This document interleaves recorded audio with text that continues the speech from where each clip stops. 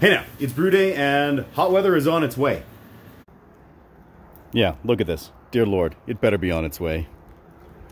So since the temperatures are still relatively cool outside, I'm going to take advantage of them and brew a Kölsch-style ale, going for something where I can just ferment in my garage because it'll be cool enough. I don't have to worry about refrigeration or anything like that, and I can just use my temperature controller and heat wraps in order to regulate that temperature and kind of keep it where I want. So what I'm wanting to brew is a Kolsch-style ale, something really sessionable, so a lower ABV than you would traditionally find in a Kolsch, something very easy drinking, just enough bitterness to kind of carry through and make it crushable, as well as maybe playing around with the hopping a little bit, maybe deviating away from some of the traditional finishing hops in it, maybe because I ran out of them, and you know, or it's just going to be fun. So either way, come along for the ride. One nice thing about this beer is the extremely simple grist of just straight up Weyermann Pilsner malt. That'll give us a really nice quality, grainy beer. Cannot wait. So I'm gonna mill this up on my Monster Mill 3mm Pro.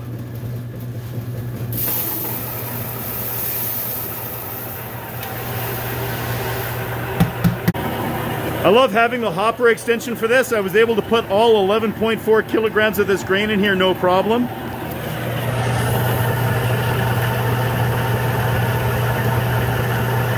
So I've got my strike water heated here, and I'm going to be beginning the brew here with a protein rest. So I have the temperature sitting at 50 degrees Celsius or up in the 120s Fahrenheit.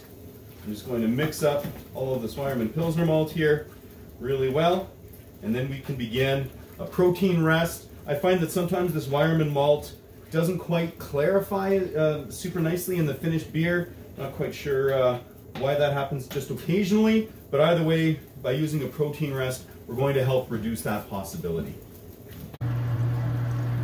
We've begun our recirculation here in the mash. You can see, woo, how white and cloudy this is initially. That will change as all the starch converts to sugar. After a 30-minute protein rest, we're going to take this mash up to 62.7 Celsius or 145 Fahrenheit, and we'll get that beta amylase rest done, and then we'll let that sit for around 45 minutes. And then we'll step up from there. After a 45-minute rest, I'm stepping up again to 67.7 degrees Celsius or 154 Fahrenheit. We're going to let it sit there for another 45 minutes for an alpha rest. After that 45-minute alpha rest, we're just turning this up to 75 degrees Celsius or that 168 degrees Fahrenheit range. We're going to mash out here for probably at least 20 minutes once it hits temp.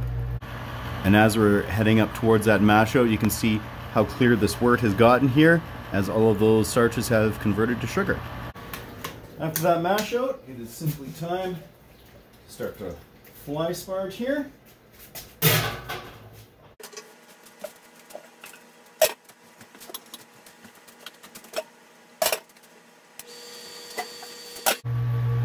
So I'm beginning to run off my wort here into my boil kettle. Woo! Flame on! Whoa, we are just hitting a boil. It's always a nerve-wracking operation when I have the brew kettle this full for a triple batch.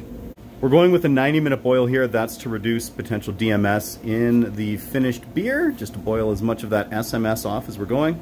So we've been boiling for 30 minutes. We have 60 minutes left. I'm going to be adding some Magnum hops here. This is a 12% alpha, and that's going to give me a good chunk of the 24 IBUs. And that was 30 grams of the Magnum hops to do this 15-gallon batch. With 15 minutes remaining in the boil, I'm adding 40 grams of an 11.6% Sorachi Ace hops. Now, this is certainly not traditional for a German Kölsch-style beer. However, I think that sort of like the lemongrass flavors and the stuff that are inherent in this particular hop, those characteristics are going to be super cool in a Kolsch. So, I mean, we're going to find out. All right, we're hitting flame out. There we are. I'm going to be adding the rest of the hops. This is more Sorachi Ace. So that second addition that I did would have given us the vast majority of any remaining IBUs or bitterness to go into this beer. And what we've got now, it should be all, pretty much all aroma. Now I was going to go with 84 grams initially for this triple batch, 15-gallon batch here. However, that used up just about all the Sorachi Ace hops that I had, so I wound up just putting them all in here, which was 104 grams. So that was an extra 20. Shouldn't be a huge difference, but either way, I'm looking forward to hopefully a little bit of that lemony lemongrass sort of flavor and aroma coming out of this beer. hopefully subtle and just complementing the Kolsch yeast. So I'm just giving this a quick whirlpool, then I'm going to lid it up and give it at least 15 minutes to sort of settle, and then we can start to run off into the carboys. I've now begun the process of just running off.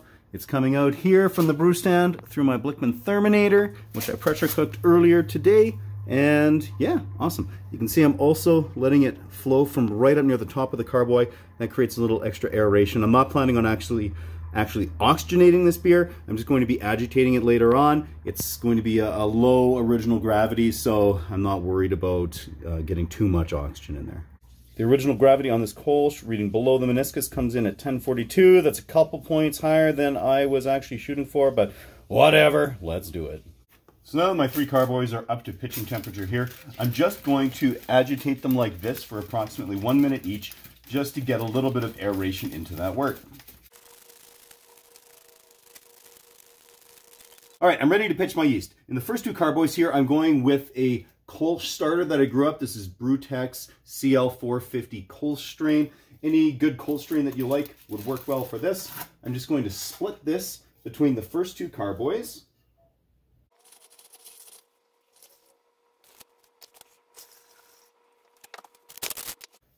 And then in my third carboy, I'm going to be adding, this is some rehydrated Lal Brew Nova Lager Modern Hybrid yeast. I'm just interested to see what that would work like in this particular wort. Would be a good comparison. Yeah, obviously it's not a Kolsch yeast strain, but that's totally fine. I'm excited to see what it'll do in this. So here we go. I've got all 3 of these carboys with carboy hoods, temperature probes going off into blow-off buckets here, and I've got my Ranko temperature controllers all set up. So I'm going with the 2 that have the Kolsch yeast in it at 62 degrees Fahrenheit here initially, and then I'm running with 60 degrees Fahrenheit for that Nova Lager Modern Hybrid Lager yeast. That's almost hard to say. I'm hoping that this works out really well. I actually did go ahead and slant some of this particular strain before I added it, so I'll be able to use it in the future if I like it. 24 hours into the fermentation, and this Nova Lager carboy here has really taken off. You can see that this first one here, this carboy was, I believe, a degree warmer when I pitched. I don't know if that was part of it, or maybe my extremely accurate splitting of the yeast. Either way, this one's taking off a little bit ahead of this one, but you can see there are signs. So yeah, exciting times. Fermentation is coming along. And there we are. Everybody's really happy. It's coming along fantastically. For the forced attenuation test here, reading below the meniscus, it's coming in at 1011, which is at the high end for the style, but should still be totally acceptable. Reading below the meniscus post-fermentation, this Kolsch is coming in at 1011, which matches the forced attenuation test, and this is with that Kolsch yeast strain. And the Kolsch with that Nova Lager yeast strain also came in at 1011. So as these Kolsch were nearing the end of fermentation, I ramped the temperature up into the mid-60s Fahrenheit, let them sit there for several days to hit terminal gravity, and then I cooled down so some of that yeast could start to drop out. I'm currently pressure racking into some corny kegs. Now after those fermented Kolsch's were transferred into those Cornelius kegs, I chilled them down in the Kaiser, gelatin-fined them, let them sit for at least a week, then transferred them into destination carbonation kegs, carved them up, and they are ready to drink. So you can check out all those processes on the brewing playlist on the channel, but now it's time to taste. So just to enhance this experience, at least in my brain, I'm going to use some traditional glassware, this Stange. Nice, slim, crushable.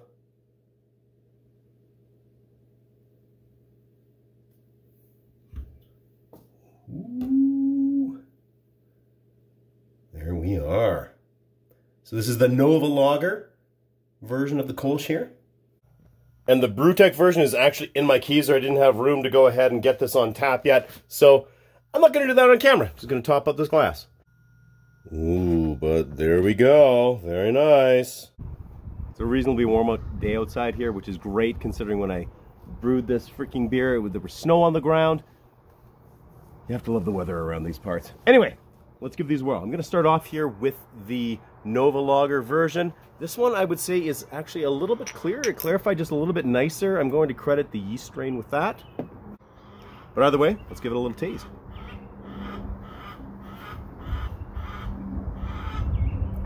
If you can hear them, my chickens are squawking. They're definitely interested in a little bit of this beer. Okay, so this is interesting here. So that Nova Lager really created a extremely clean fermentation profile. I wasn't quite sure exactly how clean it would be, but this could very easily just be a straight up lager.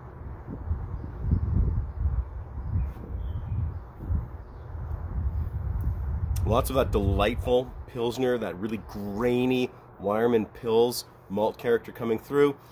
I'm getting some of that lemongrass kind of character coming out of the Sorachi Ace hops there for sure, which paired with that bitterness in this clean of a beer is maybe a little bit much. I think though on a hot day, like, I could see myself knocking a few of these back here. Not a problem, just because it is really quite refreshing, but interesting. Let's do a little comparison here. So, the Brewtech Kolsch strain.